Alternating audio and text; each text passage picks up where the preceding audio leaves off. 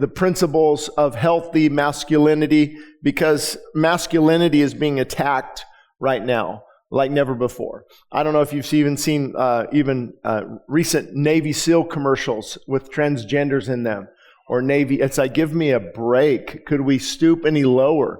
What do you think Russia and China are saying about that? I mean, it's absolutely unbelievable. And so it is a time, and because of that too, masculinity has been pushed down. Biblical masculinity is very important. It's men being men, what they've been called to do. And so the duty of discipline is what I want to talk to you about this morning. The duty of discipline, but also let you know we're coming up with a date in August. Pastor Abram will probably lead that one. We don't have a date yet for you. And I think in September we'll do it again on a Saturday, either the 14th or the 21st. I'm not sure yet because we have the father-daughter dance coming up as well. And in September, I might do a no breakfast, men's breakfast. Let's come fasted. Let's come hungry for more of God. And versus the L-tryptophan kicking in and you're getting tired. Let's tell King's stomach no for a few hours. It's not too difficult. That'll be coming in September. I know half of you might not be here, but that's okay. That'll actually really show us what we're hungering for, isn't it? So September, we'll keep you posted on that as well. But the duty of discipline, and Proverbs 25:28 was really the key verse. Whoever has no rule over his own spirit is like a broken down city without walls. And what that means is obviously ruling over our own spirit. And a city without walls was under attack. It was actually the protection was no longer there. It was anybody could come and go as they please. They could rob the place. They could bring armies in. It was just unguarded. And it's a hard topic because nobody wants to talk about discipline, but it's very important. And we have been given this incredible ability as believers. Okay, you ready for this? It's going to be tough to hear right now, especially in the culture we live in. We can say no. The devil doesn't make us do it. You know the old phrase, right? How many of you are old enough to remember that? Flip Wilson. The devil made me do it. The devil made me do it. And we can see that sometimes even hyper-Pentecostal churches. They get really into, there's a demon under every rock. Man, the devil's attacking my marriage. No, you're just arrogant. The devil's attacking my finances. No, you just spend and have no budget. Oh, the devil's really coming in. And really, how much of that is our own responsibility? Now, I'm not minimizing the assaults of the enemy. If anybody knows about spiritual warfare, it's pastors, leaders in the church, and men too. You know, it's intense. But there's something about discipline that is profound because it's actually a fruit of the Spirit. Self-control, controlling self. And I can tell you this morning that I'm not up here saying I've mastered it, here's how to do it.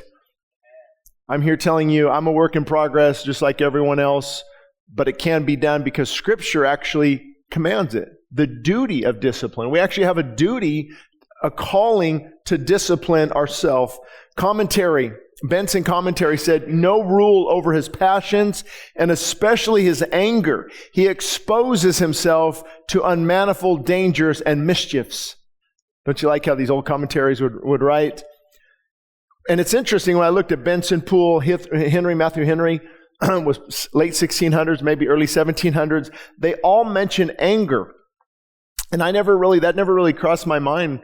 When I think of this verse, to me, I think of self-controlled, discipline and turning away from things. But all these commentaries, and it is true actually, that anger, he who has no rule over spirit, because anger causes a lot of problems. Anger worketh not the righteousness of God. And harnessing that anger, but it's tough, isn't it? And I'm not going to go into a lot of details, but I grew up in an angry home. My dad came from Oklahoma, and that's how you did things. Yelling was how they got things done. He actually played AV high school, really good. He got a scholarship in football, All-American. And he said, son, you just get as angry as possible. You drive through them. Spit on, you don't do whatever you need. And it's anger. And that's how we got through life. That's how he would deal with issues. That's how we would deal with issues. He would deal with issues in the home, in the workplace. I mean, just walking around, you wouldn't think it, but that explosive anger. And it caused a lot of issues. I'm sure it scarred us. Young men with issues are just young boys who got hurt. Okay? You can trace it back. Now, it's no excuse, but walking on eggshells, right? And anger and seeing volatile situations really trigger me in a way that it's hard for me to see people being hurt or angry outbursts because of what I remember. Even last night, my wife was gone. She was at a prayer meeting, and we had to put the little 5-year-old down and she's crying for me, Daddy, and I'm like, okay, just come in here. Okay, I can't handle this, right? It's because I remember even my brother, and crying, and we would be when we were punished, and just that over abusiveness. It's hard. And so that triggers me, and it's hard to even punish my kids as they were growing up, because I remember that, and I would be, kind of the opposite. I don't want to, and to my detriment. Maybe there's we did discipline, of course, but not to the degree that we probably should have because of that. I didn't want that to happen in our home. But in my 20s, before I came back to the Lord, that anger was passed on. Anybody relate? So I said, okay, this is how. So my first, encounter with relationships and angry at the spouse, and really looking back, the fuel for anger is selfishness and pride. I don't want to be challenged. I don't want your opinion. I don't want that you spent too much money. And we're working, right? And this anger, these angry outbursts. If you've ever got the police called to your home because of angry outbursts. Punching holes in my wall in my 20s. You have to hang pictures there, right? So people could not see until the drywall guy came over, and he had to make an excuse for the drywall guy. And angry. And I don't know, it's hard because you don't know. Some, of course, demonically inspired. I'll get into it in the book of Acts, demonized. We don't believe in possession, but is there oppression where you could have, this open door, and anger was just, and it cost me a lot. And you could just explosive, that temper, you guys know it can just flare up, and everything's good, and then it just flares up. And so in my 20s, that was a real issue for me until I finally, came back to the Lord. Prodigal son came home, and then a lot of that faded away because, when you're walking with the Lord, you're more filled with the Spirit. Things that upset you, you're not going to get angry anymore. Somebody, now I think of when I wouldn't even let my wife drive my truck in my 20s. Now my son threw something in there, he put a magnet, kind of scraped it. I'm like, okay, let's be careful. But in the past, when I was 20s, that would have set me off. You can't drive, you can't, and all the selfishness. Now you just go with the flow, and you recognize that, but sometimes I feel it, like coming up, but that's what I think it also is talking about. Take rule over we can say no, self-control, control self. And when we feel that rising up, Lord, that's not right. I need to talk this through. Even with kids popping off, how many that can trigger you. You start to, especially if you have boys, you see them getting older, you start to see now a little man, and he's popping off at you. You don't like guys, challenging you. And that anger can be, and I realized years ago, I had to say, I've got to just, let this go, because I can't be like what my dad was. And so disciplining yourself and feeling that anger. And I can't tell you, I also had, in addition to that, I had roid rage. Anybody know what that is? You're injecting a lot of testosterone, and testosterone makes us angry. And so that's what roid rage is. They're injecting a lot more of the male hormone than they should. And because of that, boy, can you tell the difference? It's like just incredible anger. And then you combine that with road rage, right? you're on tons of caffeine and you're in a hurry and somebody gets in your way and you got road rage and roid rage, and it's a bad combination. And I think that's probably why my dad actually died at my age. A heart attack in Lancaster off of 30th East over by Lancaster Baptist Church, setting trusses with a crane truck. And I had to go pick up the truck that day. I saw his boots there and his clothes and blood and stuff.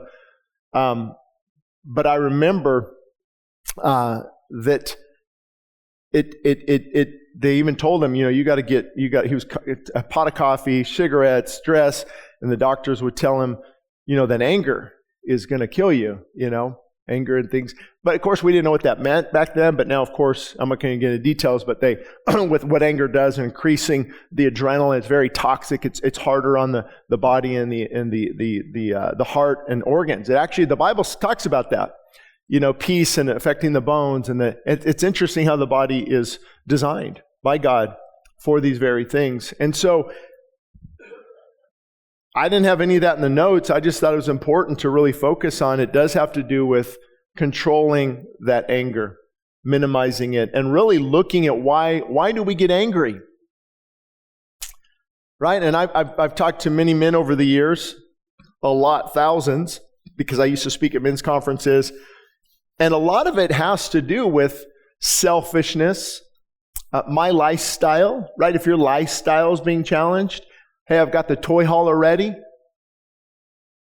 I've got this going. This is exactly what I want to do. I want to get my sleep. I want to do this. I want to do this. And then your wife throws a monkey wrench into your plans. Well, let me tell you, just get used to that, because that's just... But can you imagine getting up? I haven't mastered it. I'm working on it. But getting up saying, Lord, whatever you have for me today. I want to be humble. I want to serve you. What does my family need? What does my spouse need? A lot of changes take place when you put the needs of others first, right? Many of you guys know I have a background in health and fitness, and I could get really crazy with that. 6% body fat, be in great shape, but it would be self. Go back to weighing my food, go back to this, can't go here, can't go there, can't go eat, don't go to this, I don't want events, I don't want fellowship, right? I'm self-focused. And if anything comes in on that, I get angry. So I also dealt with in late 20s. And so we see how important this topic is, because what sets us off? How many of you do you have a spouse that thinks they're the Holy Spirit sometimes? And I've had to hold my tongue, like, you're not the Holy Spirit, right? But you also have to think of it as a blessing, because I'll get texts just like this week. Hey, it's my brother-in-law's birthday. It said this person needs this. I'm like, holy cow, man, let me do it. Right, but that's you feel the anger coming up and dealing with that. So keeping rule over your spirit has to do with anger, and you can't, by past experience, you can't just try harder. Like, I'm going to try not to get mad. Oh, God help me! I'm going to red knuckle. I'm going to take a drive. It has to come from within. It's a position it's actually ready before the anger comes. That's one reason why I leave to things early. It's a nice drive. I'm not in a hurry. But man, when you're in a hurry, or, getting the kids out the door, or traffic, and just these things we can do to protect ourselves, and anger is explosive. It will open yourself up to many dangers and problems. How many marriages are on the brink of divorce because of anger? Right? It's hard. It's really hard to have a woman leave a marriage that wants to follow the man that loves her and is humble and will lead. That's a hard one. You don't see them having affairs very often. It's usually because of anger, physical abuse, verbal abuse, anger. I got to get away. And what a man being strong, they want to flee that environment where we're like, what's wrong? What's wrong? Got sex, food, and I'm making money. Well, I think this is great. No.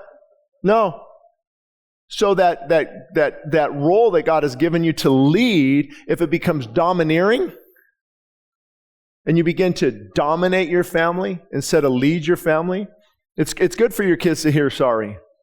I should have handled it that way. I did get upset. Sorry about that. But this verse is so key. Rule over his own spirit. The Amplified Version, like a city that is broken down and without walls, leaving it unprotected. Men, we are unprotected when we're not disciplined. Isn't that amazing? Now, let me give you an encouraging insert real quick. We beat ourselves up too much, too. Anybody try to go on a diet or a fast and blow it? And you just beat yourself up the whole week? Or we try to be better, man. He just talked about anger, and I got angry tonight. Oh my gosh, forget it. Learn from it. Learn from it. Fall forward. Get back, and you begin to develop discipline. It doesn't happen overnight. It's a process, and it's got ups and downs and valleys. I mean, there's times, even as a pastor, I'm like, where did that come from? You guys, any of you relate? There's a lot of rabbit trails this morning. Any of you relate? Any of you go camping? You have your favorite spot? The river, by the lake. You know, that's your spot. That's what you get it every year. So one year I went and I secured it up in the High Sierras. I put, from me to Pastor Abram, I put out our 4 chairs and the poles, and then went back and got my family. Well, this family did not like that. You can't hold spots like that. Oh, yeah, I can. Well, where's the fishing rules? And so my wife's sitting down, he gets right next to her, he just casts out right by her. I'm like, oh my, this is not going to go well. I'm like, dude, what are you doing? We're right here. And I could tell it was escalating, right? And this is the old Shane, I don't want to come back. And it was just my kids are watching. I'm like, this is embarrassing. I'm a pastor. So I don't know what happened, but kind of walked away. And then I eventually walked over and said, hey guys, sorry about that. We just, we thought we could hold it. I see your point. And it goes, oh yeah, no problem. Bottom line, we ended up fishing, like having the whole area together. But man, there had to be a turn. There had to be a humbling of myself. And I can give other examples, can't some of you? Where it will not go in a good direction. A lot of these shootings you see, road rage and things, it's real. These people just going off, it's because of anger. And that's why a soft word turns away wrath. Gentle, soft word, control that anger. Like a city, though, broken down, you will be unprotected. It's like a man who has no self-control, and he sets himself up for trouble. I can't pronounce this next commentary, but it's a good one. As such a city can be plundered and laid to waste without trouble, so a man who knows not to hold in check his desires and his affections is in constant danger of blindly following the impulses of his unbridled sensuality and of being hurried forward to outbreaks of passion and thus of bringing unhappiness upon himself. Isn't that true? What he's talking about there is you feel those unbridled passions. If you go with those, it's going to be destructive. How many of you, talking to men, throughout the day you'll say, this is not a good time for me to go on my phone right now. Because I can feel if I'm on TikTok, Instagram, and the wrong picture comes up, you do what you need to do. You have the self-control to do it. You start to open it up and browse through, then you no longer have that self-control. You've given the enemy a stronghold. You've opened the door for that. And that's why self-discipline calls us to say no. But then thank God the fruit of that choice is peace and joy. And it takes a little while. But it does kick in. Discipline guards against unhealthy appetites and lusts that always want to go to the extreme and be unbalanced. Those who are disciplined, those who are not. You can tell there is a difference. And if you ever need these slides, the office can get them to you as well. But discipline guards against unhealthy appetites. So what it is, it's a regulator. Remember governors on your vehicles? My dad had one on my Chevy Blazer. Couldn't go over 65.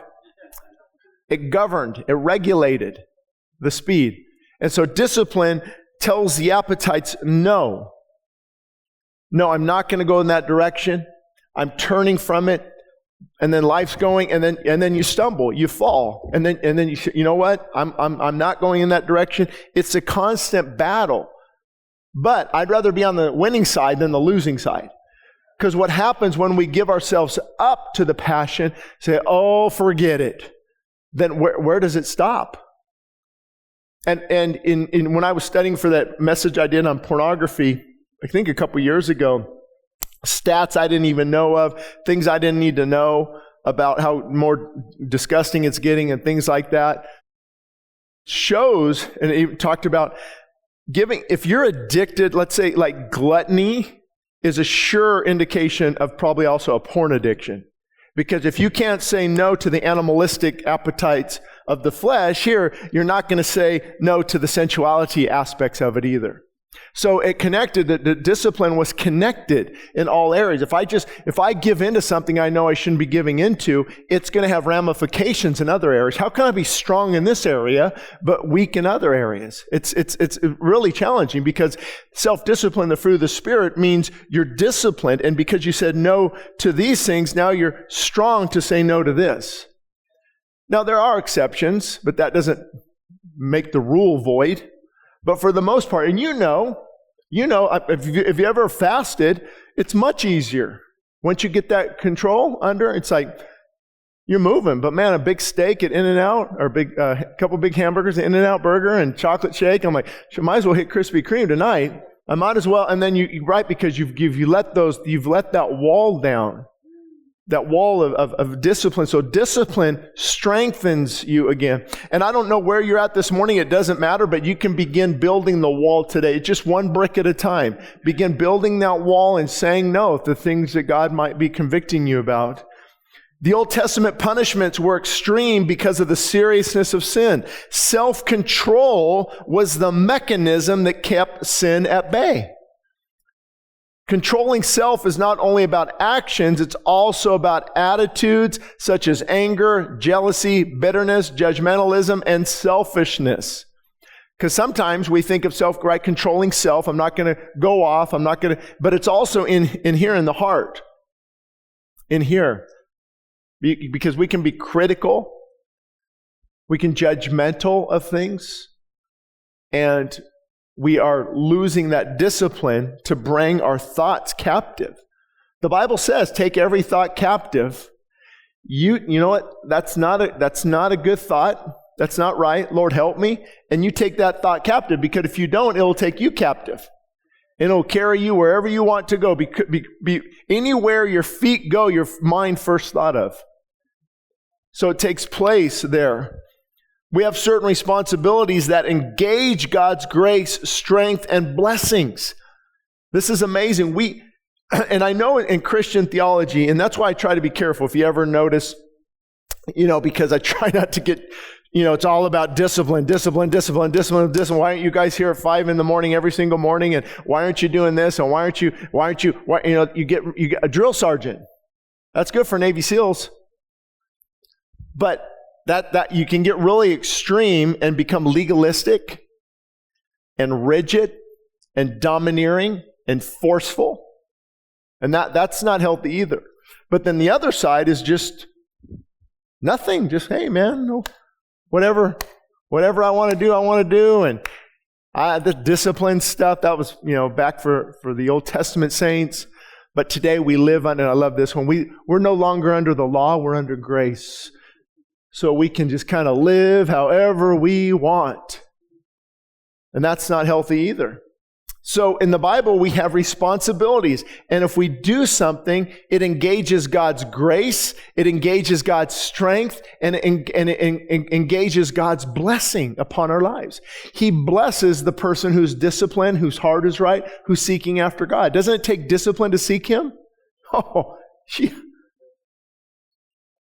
Great amount of discipline to seek Him. So He's a rewarder of those who.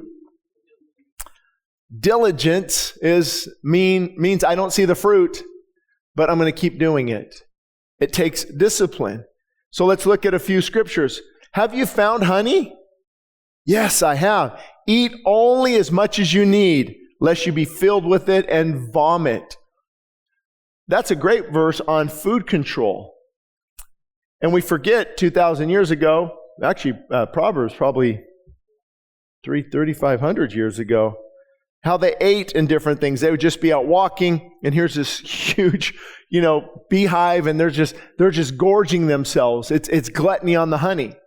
And so it's actually a great application for today too. Feed the body what it needs, not what it wants. And so, hey, if you found this, if you got just eat what you need.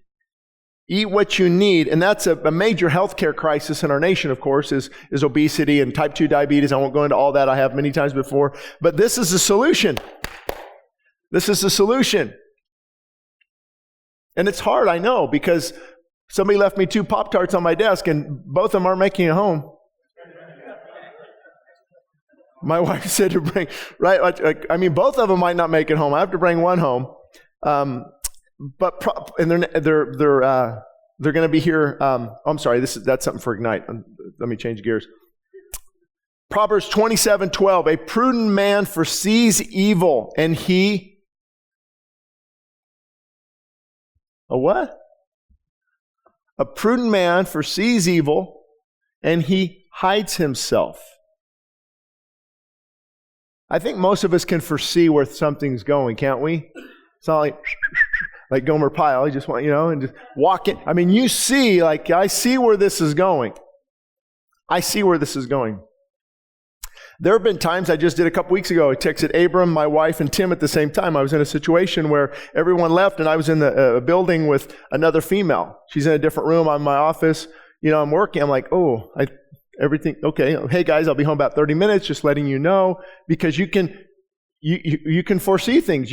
People say things, wrong, implications. And so you can foresee, and now, once that went out, there was a lot of freedom. Like, whew. Because sin grows in darkness. If you try to keep things hidden, it will grow in darkness. It'll grow in dark. I've went to elders before. I say, hey guys, I'm struggling with this. Just be praying for me. Ask my wife. We're just help. And you bring it to the light. It kills it.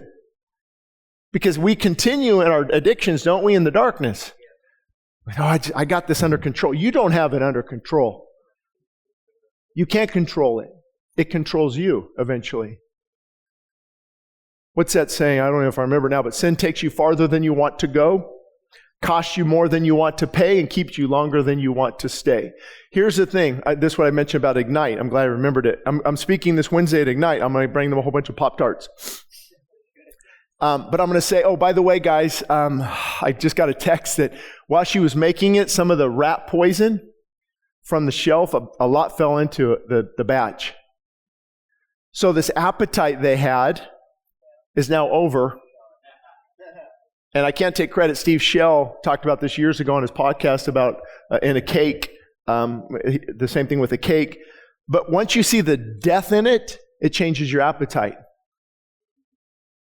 Man, this porn, I liked it, but it's no big deal. But do you see the death in it?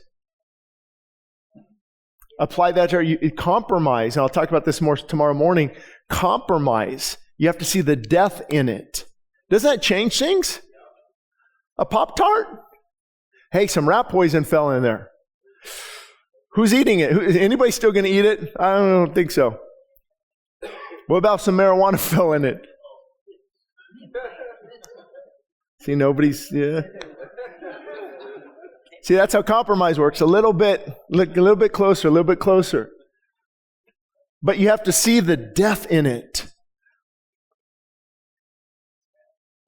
Proverbs 28, he who tills his land will have plenty of bread. I'm going to try not to get too political, but this is my problem with the handout movement in our country. It started with good intentions.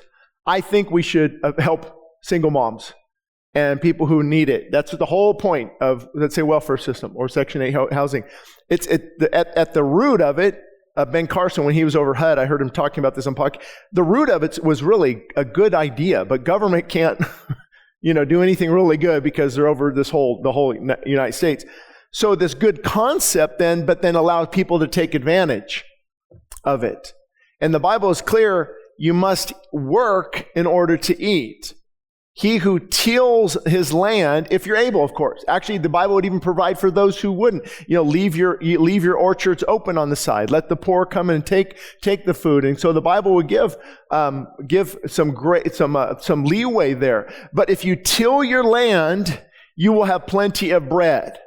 How many of you know what that means? Probably the old timers. Yeah, I remember my dad hooked me up to a gas rototiller. Man, that will keep, and you just go and you go through the dirt, and I don't remember what we were planting, but back then you planted things and stuff, and you tilled it in order to plant the seeds, in order for the produce to grow. So it's basically disciplined to work, correct? He who tills his land has plenty of bread. So that tells me he who doesn't till his land doesn't have plenty. And so there's this victim mentality now in our country, handout mentality, victim mentality. I know people are happy, the school loans were paid off and things like that, but it wasn't really free. Somebody's paying for those. The handouts that our government are giving a lot of people coming into our country illegally, especially in California.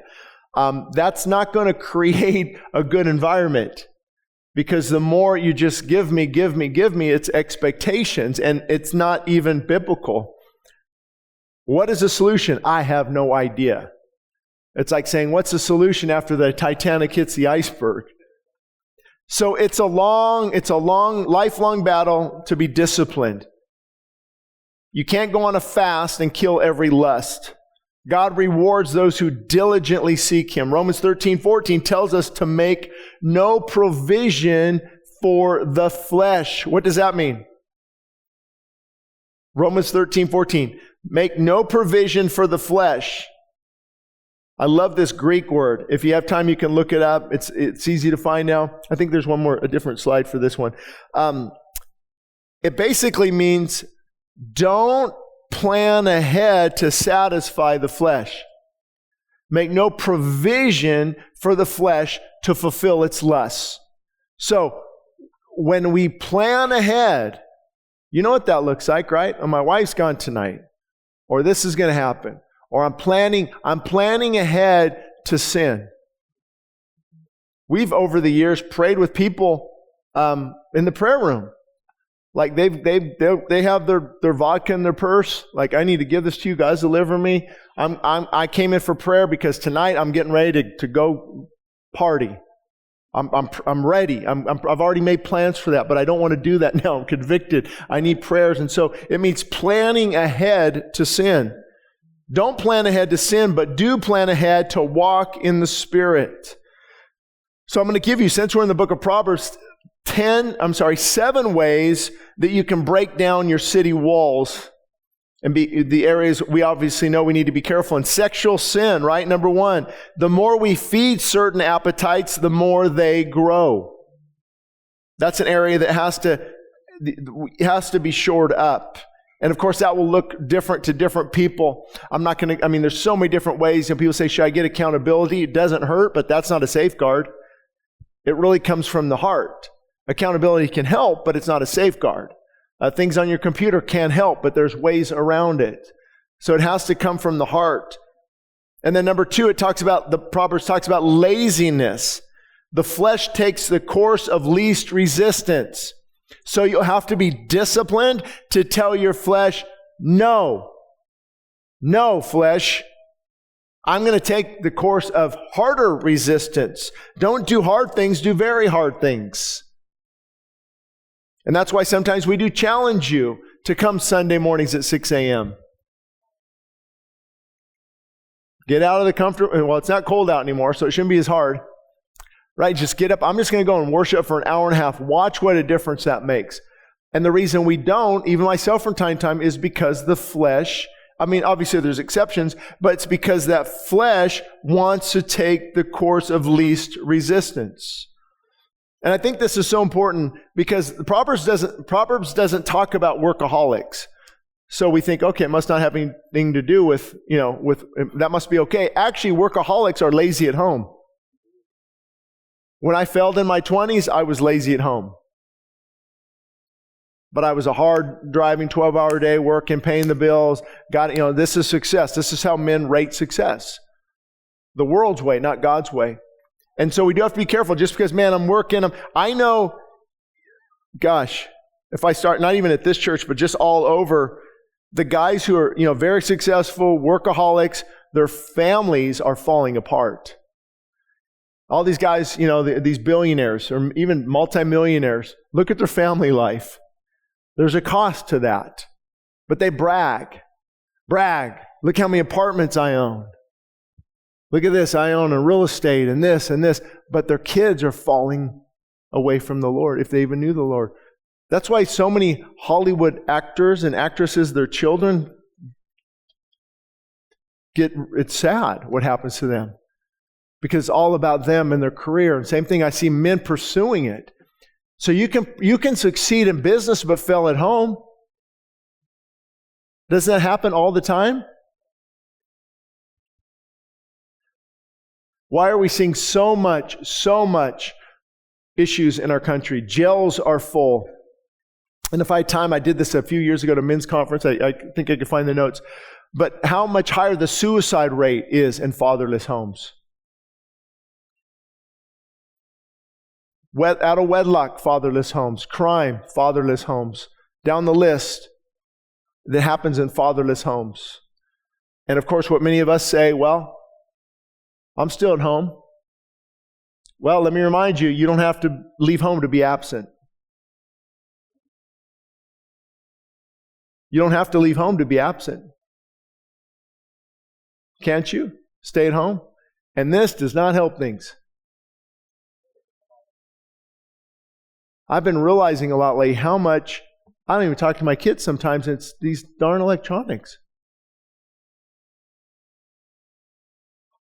Home, but absent. And then, of course, number 3, Proverbs talks about our addictions and why discipline is so important.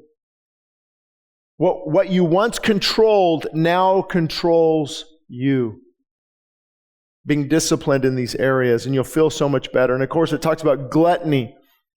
And the biblical answer is moderation. Of course, fasting is so important. And then 5, foolishness. Foolishness. Much of Proverbs is about foolishness, so it takes discipline to make wise decisions. Decisions made in pride and self-gratification are destructive. Doesn't it take discipline to make wise decisions? Because we usually say, I want.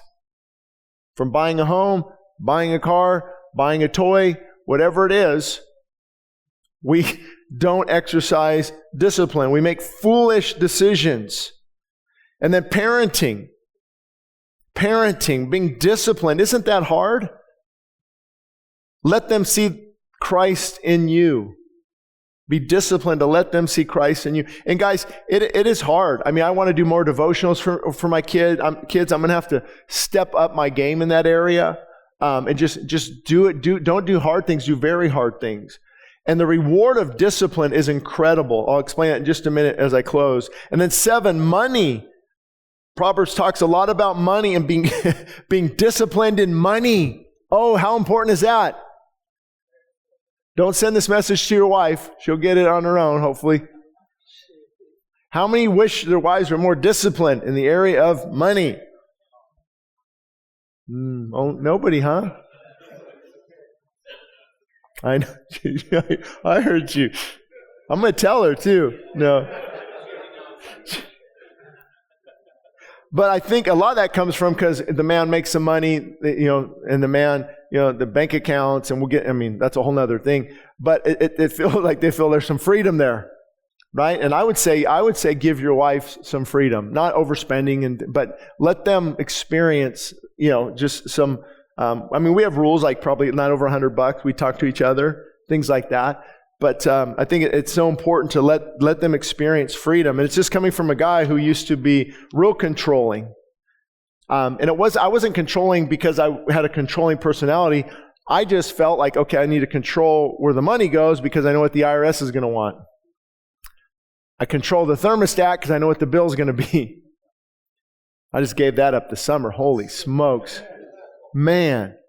And control like the vehicles, and it become controlling, and your family can feel boxed in and not free. Giving them that freedom. That's why I'm glad my oldest is turning 19. She still wants to stay at home because she doesn't feel that type of isolation and control. Make your own decisions, but of course lead the best we can when it comes to hard decisions. I'm not saying that, but on the little things, there should be some flexibility. And so let me share a verse with you that this comes from 1 Corinthians 9, 24 through 26. Do you not know that those who run in a race all run, but only one receives the prize? Therefore, run in such a way that you may obtain it. And everyone who competes for the prize is temperate in all things. Okay, we're getting here to the end. If you're tired, then you're going to like September's non-men's breakfast. You'll feel more awake. You know why that is? Because 50% of your body's energy is used to digest the food. That means it leaves your brain and everyone who competes for the prize, they are what? They are controlled. So if even athletes are disciplined, how much more should we be? That's why Paul said, I run, not with uncertainty. I don't fight as one who beats the air. I have a plan. I have a purpose. I have temperance in all things. In other places, Paul says, all things are lawful for me, but I will not be brought under the control of anything. That's why I love how people, I can smoke or I can alcohol, I can whatever. Okay, but you're under its control. You better stop boasting. Your liberty has now become a vice. Temperate, again, it means moderate, self-restrained, calm, and not excessive. And if you have a type A addictive personality like me, that is hard, isn't it? You can't just have one piece of gum. Well, eat that pack throughout the day. 1 Corinthians 9:27, but I discipline my body. So here's Paul's answer. But I discipline my body and I bring it into subjection. Basically, I bring it under my control. Therefore, when I preach to others, I don't become disqualified. Now, he's not talking about, and I'll talk about this in a minute, he's not talking about salvation. The prize is running for the crown of recognition from Christ that he has served well. Because some people say, Paul, he's talking, Paul can lose your salvation. I don't think it's saying that at all. It's saying, because if you're constantly failing and falling, where's your testimony? Ask Gateway Church. Ask others. It ruins your testimony. That's why you have to discipline your body and bring it into subjection. Or when you're preaching to others, you become basically disqualified as who are you to say? Do you know how many people we've seen chew out couples and give marriage advice, yet their wife's ready to walk out the door? Hey, buddy, you might want to go fix your own home first, right? Because he's disqualified. Disciplining the body often begins with blanket victory.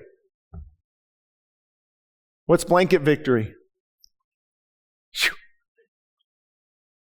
Take that blanket off, get out to your prayer closet and follow Psalm 63. Early will I seek you. My soul thirsts for you. My flesh longs for you.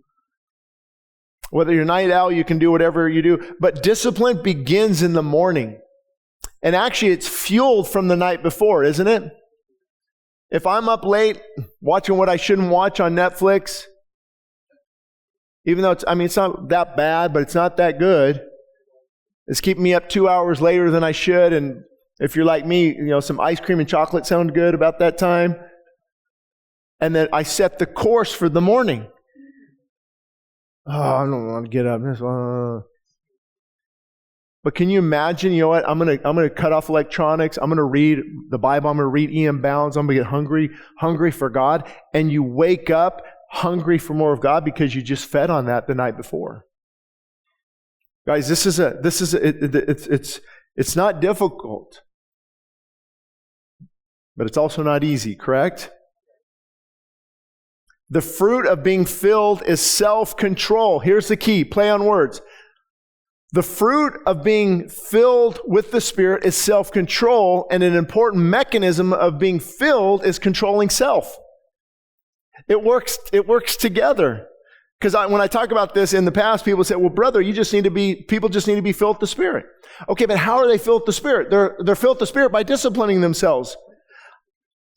I'm never filled mightily with, you don't want to hear a sermon after I just picked out a Krispy Kreme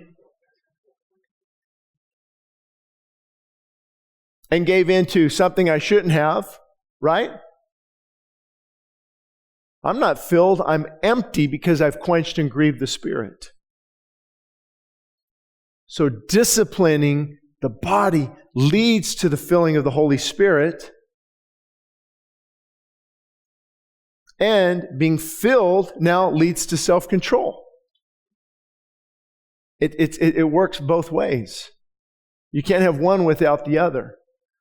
When Paul said, be ye filled, actually before that he says what? Do not be drunk with wine, it's debauchery, but instead, right? Instead, so the choice is made. Do I go grab a cold IPA with 9% alcohol? No. And be filled with the Spirit by making the right choices. An exchange takes place. And that's what I discipline my body, Paul says. I bring it under control. Self-control is produced by the Holy Spirit to help us resist the power of the flesh. Check out Galatians 5. And then I'll come to an end here. The dangers of discipline. I hinted at them, but they are very important. I'm going to cover some of this tomorrow, actually. It fits right in. When we take control of something, right? Have you ever taken control and say, okay, enough is enough. Enough is enough. I'm going in. Sometimes sometimes we must be extreme to tame the wild beast. When I don't do this now, but when I used to help what they would consider morbidly obese people, or they're heading down a very dangerous road with the lifespan and things like that. They would have to make some extreme. They'd have to take some extreme measures. I'm not talking about that. There are times for that. But when we take back control, wisdom is needed, because that discipline can now turn into perfectionism. And that's kind of what legalism is. I don't know how many of you have heard that term. If you're starting to get tired, blame the burrito, not me. And the Pop-Tart. Legalism is I'm adding these things to my relationship with Christ. Yeah, I believe in Jesus, but I've got to do these things. And discipline with the wrong heart is simply an arrogant Pharisee. I fast. I do these things. Look at this sinner over there. And the sinner's beating his chest saying, God, have mercy on me. Jesus says, who do you think is justified? Not the Pharisee. And so many are disciplined. It can turn into perfection and legalism. It can turn into a loss of joy. It's actually supposed to produce joy. The fruit of disciplining yourself is joy. Love, joy, peace, contentment. Don't you feel so much better when you've told the flesh no? It's amazing. Instead of caving in, many of you probably came here disgruntled, discouraged. But you don't have to leave here that way. You can say, Lord, I got spanked. Spiritually speaking, I'm going to get back on track. A loss of joy, because now I'm just going through the motions. Oh, I can't do that. I can't do this. I can't. Versus I don't want to, because it's going to ruin my relationship with the Lord. I've seen so many people there's a loss of joy. Have you ever seen that? You've seen it in very conservative, right, churches that are just, they're just like, that girl's shorts are too short. You need to kick her out of the church. That guy's out, and there's just no joy. They're very disciplined. They're up at 4 a.m. the last 20 years, and they're just, they can run their house like a drill sergeant, but there's no joy. You have to be very careful when that happens. Of course, it can turn into disorders.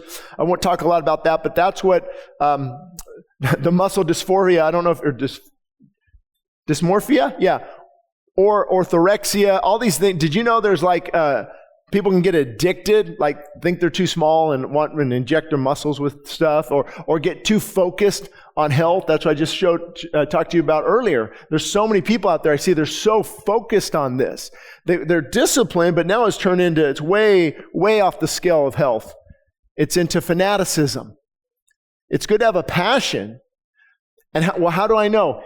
If these things are beginning to hurt my relationship with the Lord, if they're beginning to hurt my marriage and my kids, then obviously it's not very good anymore. I need to find that balance.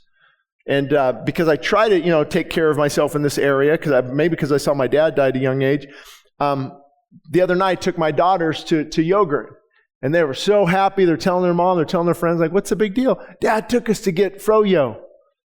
Right, and put stuff on it, and so I just make sure there's a control, right? So they can still have fun and see the excitement of life, but at the same time have some discipline. It can turn into an exercise addiction or an eating disorder, or you just have to be even fasting. I remember when I wrote my book and talked, I'm like, okay, this is getting too much. I need to get back to the center, but it's where God had me for a season to help a lot of people. And so bringing it back to that center. But then the other side of it is just, I don't care, just let yourself go. And a lack of discipline is not good either. So always remember this as you leave here this morning, that there is delight of discipline. There's joy. It qualifies our testimony. There's nothing more satisfying than telling people about Jesus and knowing that you not only believe it, but you live it out. Isn't there more power in your words and in your story? It controls our destiny. Now, I'm careful here too, because I believe in God's sovereignty, but also see a lot of scriptures that command us to do certain, make no provision for the flesh, right? Flee sexual immorality, resist the devil. There's a lot of words in there that call the Christian to discipline themselves.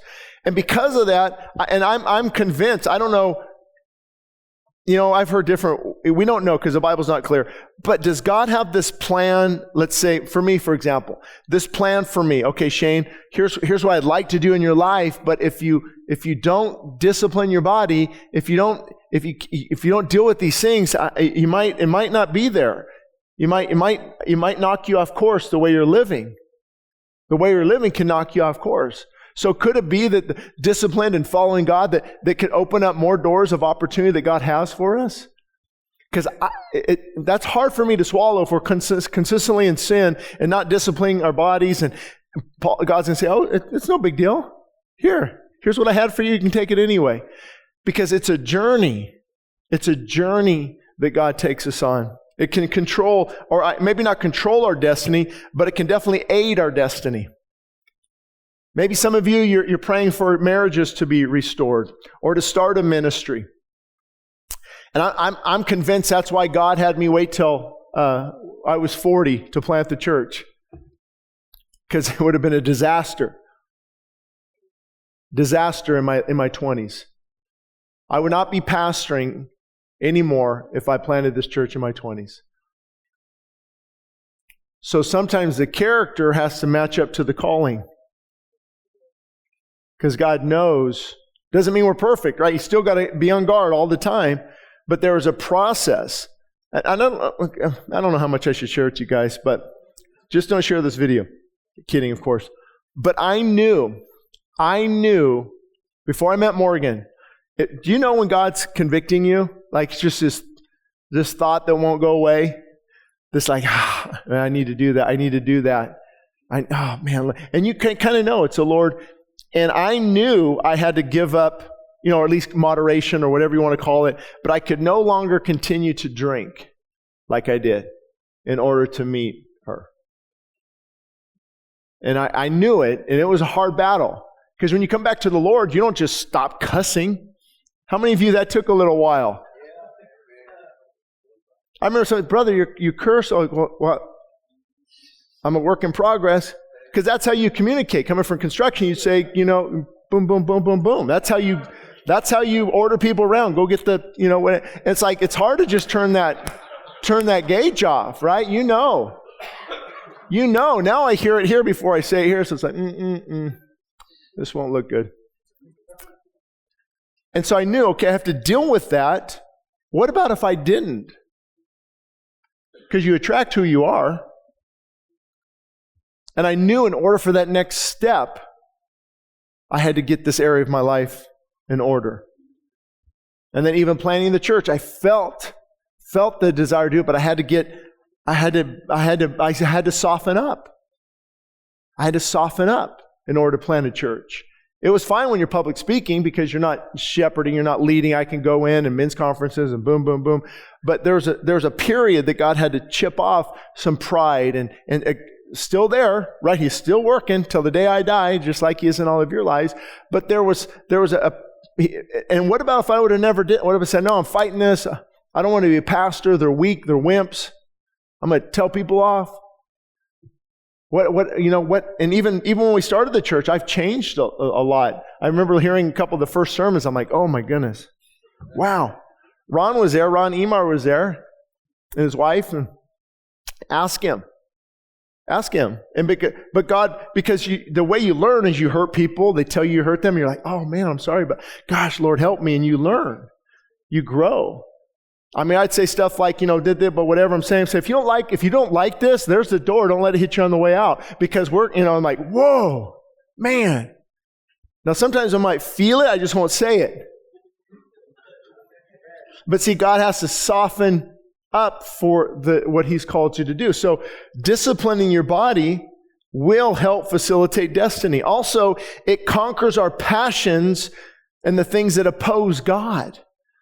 So from that comes delight. It guards our relationship with God as well. That's a delight. You've got guardrails. You've got things that can guard your relationship with the Lord. I'm not as worried of Satan as I am with the enemy within. I don't know about you, but within will do more damage than Satan without. And discipline helps to guard that relationship, and it fills us with the Spirit, which always brings delight. Hey, I'm saying no to this. I'm saying no to this. Lord, I'm seeking you. And as a result now, Lord, I'm filled more with your Spirit. And what is the fruit of the Spirit? Anger, frustration, discontentment. No, filled with the Spirit is love and joy and peace. And I've never seen an undisciplined believer experience massive amounts of the fruit of the Spirit. They're always grumpy. They're always angry. They don't like what I have to say. You're too convicting. Leave me alone. Could it be that God is convicting you through His Word? And I know the joy of being filled with the Spirit. And I know the pain of being empty. Oh, night and day. There are seasons of intense self-control, again, such as on a diet or when fasting. But joy comes from a lifestyle of discipline. Joy comes from a lifestyle of discipline. Notice how I didn't say a perfect lifestyle of discipline.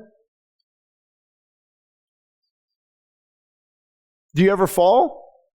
You need to get back up. I just told you a perfect example. I'm like, I'm not going to eat today, and I go in, there's a Pop-Tart. Well, guess what? There's no more Pop-Tart. Who put that in there? You or Mike? Somebody did. Now, that's a little thing, right? But it can be frustrating. I said, oh my, I just wanted to, man. But you get back up and you learn your lesson. Or some of you may be looking at things on your phone that you shouldn't be. You need to get back up and keep fighting.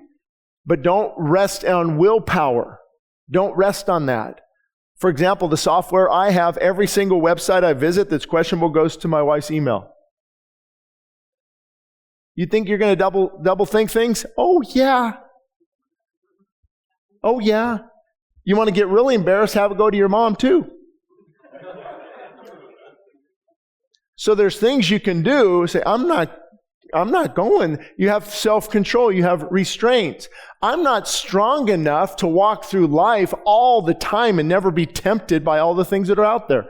I'm a pastor. I'm Super Shane. I read the Bible every morning. No. Perfect example.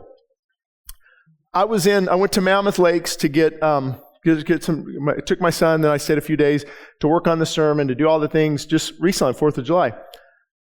Never even crossed my mind, alcohol, nothing. But as I'm walking around, I'm like, man, it's hot out. So you go from not even thinking about it ever. I'm preparing sermons, and now ice cold IPAs wherever I'm going, and people having fun. It's like something, right? You guys, let's be honest. Come on, stop playing games here. I can't relate. Give me a break. Now, for you, it might be something else, correct? But I'm just saying, well, Lord, that's probably not going to end. Well, can't you just have one? Maybe, but why? What if it turns into 6? It's like, and so making that choice, going back, telling my wife, man, it's harder than I thought here. It's like, just walking around. I'm going back to the condo to just, and then worship just came alive and I was working on this sermon and just wanting to write and seek, because you made that decision to say, man, I don't even want to think. I have to take thoughts captive in my mind. Like if you start thinking about that, whatever your struggle is, the more you start to contemplate it, the more it'll draw you in. Right? You get the spams. Hey, I'm from Russia, would like to meet you. Well, I might as well see what she looks like, right? Click. Well, and then delete. If I don't know you, I'm deleting. Having those safeguards in place. And so it's a lifestyle of discipline and getting back up, even if you've blown it in all these areas I've mentioned. You say, Lord, help me in these areas. How can I safeguard these things? Because if you give compromise an inch, she will take a mile. She will take a mile. You know what else looked good up there is those street tacos. Man, but I'll eat 8. So these things that never come alive in certain environments. And having that discipline, having those boundaries. And then I think I mentioned this on Sunday, but I want to share it with you. 2 natures sums up, this is biblical as well. 2 natures beat within my breast. The one is foul, the one is blessed. The one I love, the one I hate, the one I feed, I will dominate. Or the one I feed will dominate. Isn't that true? There's 2 natures, the flesh and the spirit.